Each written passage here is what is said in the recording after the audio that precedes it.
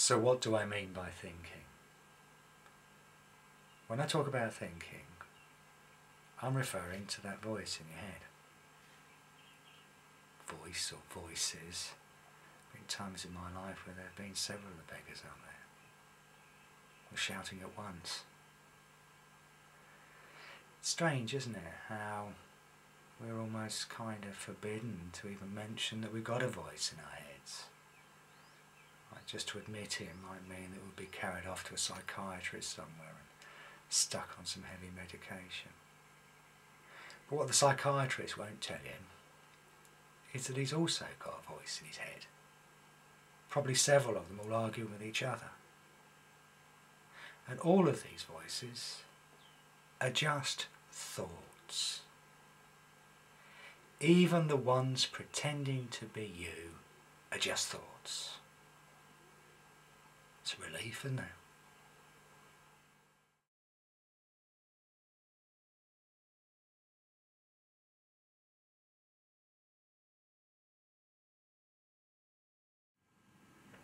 In your meditation practice, you're learning how to stop thinking, and that's a nice thing to be able to do.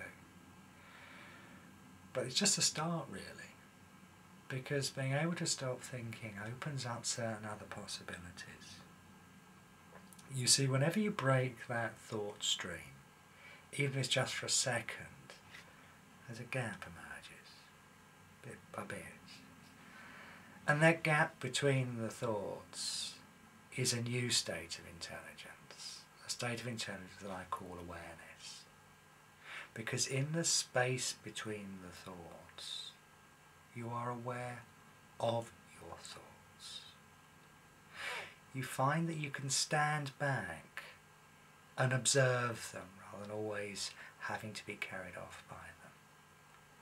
And one of the very first things we notice is that, although of course we do need to do some thinking, that actually 90% of the thinking that we do is not altogether helpful to us. Maybe thoughts we've had many, many times before, or analysing the same problem over and over again. And actually a good proportion of that thinking is downright destructive. Yes, things happen in your life here and now that trigger pain.